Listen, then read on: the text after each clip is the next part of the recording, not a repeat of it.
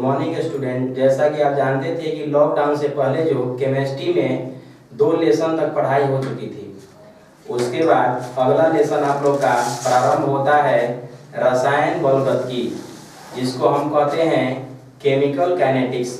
अब chemical kinetics का मतलब क्या होता है, आप लोग ध्यान से देखिए। केमिकल काइनेटिक्स यह विज्ञान रसायन विज्ञान की वह शाखा है, यह रसायन विज्ञान की वह शाखा है जिसके अंतर्गत रासायनिक अभिक्रिया एवं क्रिया विधि का अध्ययन किया जाता है। अब जैसे रासायनिक अभिक्रिया कौन कैसे होता है, कोई अभिक्रिया तेज होता है, कोई अभिक्रिया स्लो होता है, ये सभी अभिक्रियाओं को समझना है। जैसे जो अभिक्रिया तेजी से होता है उसको हम लोग फास्ट रिएक्शन बोल सकते हैं, जो अभिक्रिया धीमी गति से होता है उसको स्लो रिएक्शन के नाम से हम जानते हैं। तो इस चैप्टर में पूरा हम यह कह सकते हैं कि रसायन बलगतिकी वह विज्ञान की शाखा है जिसके अंतर्गत किसी भी रासायनिक अभिक्रिया को संपन्न होने में कितना दर चाहिए, कितना दर से वो संपन्न होता है, यह सब बातों की जानकारी हम इस चैप्टर से हासिल कर पाएंगे। अब हम लोग क्या करते हैं कि जैसे कोई अभिक्रिया तेजी से हो रहा है उसका उदाहरण लेते हैं, और धीमा हो रहा है उसका भी उदाहरण लेते हैं। जैसे एग्जांपल में आता है कि तांबे के बर्तन पर हरे रंग का पदार्थ जम जाता है।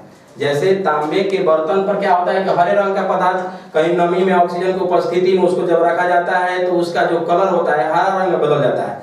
इसका मतलब यह हो रहा है कि वो तेजी से नहीं बदल रहा है, कुछ समय के बाद बदलना शुरू होता है। इसलिए हम कह सकते हैं कि तांबे के बर्तन पर हरे रंग का पदार्थ जमना एक प्रकार की मंद अभिक्रिया है। इसको हम कह सकते हैं क्या, एक प्रकार की मंद अभिक्रिया है। ठीक उसी के विपरीत हम क्या कर सकते हैं कि जैसे CuSO4 के विलयन में लोहे के टुकड़े को हम लोग डाल देते हैं। जब लोहे के टुकड़े को डाल देते हैं तो विलयन का रंग जो होता है नीला रंग का प्राप्त होने लगता है और आयरन सल्फेट का हरा विलयन बनता है। तो इससे हम देखते हैं कि जैसे ही हम डालते हैं तो कम समय में यह अभिक्रिया संपन्न होता है। इसलिए हम कह सकते हैं कि जो यह अभिक्रिया है वो फास्ट रिएक्शन के अंतर्गत आता है। तो फास्ट रिएक्शन के अंतर्गत आता है कि जैसे कोई अभिक्रिया जब तेजी से संपन्न होता है तो उसको फास्ट अंतर्गत रखेंगे, और जब कोई अभिक्रिया धीमी गति से संपन्न होता है तो उसको हम कह सकते हैं कि मंद अभिक्रिया हो रहा है। अब ये भी पता आप लोग को होगा पहले कि किसी रासायनिक अभिक्रिया को प्रारंभ करने वाले पदार्थ को अभिकारक कहा जाता है।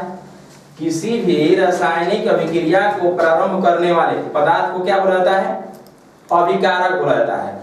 और जब बनकर तैयार हो जाता है तो वैसे पदार्थ को हम लोग क्या बोलते हैं, प्रतिफल या उत्पाद कहते हैं।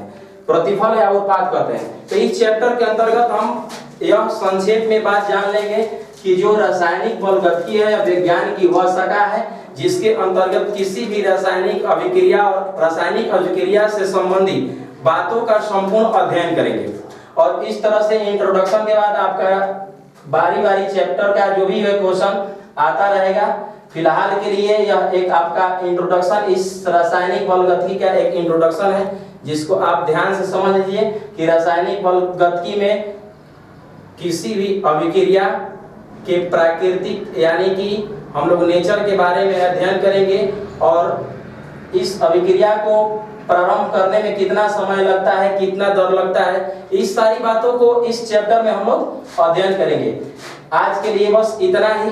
ऐसा ही वीडियो हमेशा इस लेसन में बनाकर डालते जाएंगे। इस अभिक्रिया को, इस वीडियो को बना के इस चैप्टर से हम लोग डालते जाएंगे, और बारी बारी से आप लोग प्रश्न को ध्यान से पढ़ सकते हैं, देख सकते हैं। जो भी इसमें डाउट होगा, समझने में कोई भी दिक्कत आएगी तो उसको भी इस प्रश्न के अंतर्गत या इस लेसन के अंतर्गत आपको दिक्कत होती है तो आप कमेंट बॉक्स में लिख सकते हैं। चाहे व्हाट्सएप नंबर भी है मेरा, उस व्हाट्सएप पर भी पूछ सकते हैं आसानी से, और सभी समस्याओं का निदान कर दिया जाएगा। कोई प्रकार की दिक्कत आप लोगों को उत्पन्न नहीं होगी। जो भी दिक्कत होगा कमेंट बॉक्स में लिख के डाल सकते हैं या व्हाट्सएप पर भेज सकते हैं, उसको आसानी से समझाया जाएगा। जब तक से आप समझ नहीं जाएंगे आपको बार बार समझाने का हम लोग प्रयास करेंगे। धन्यवाद।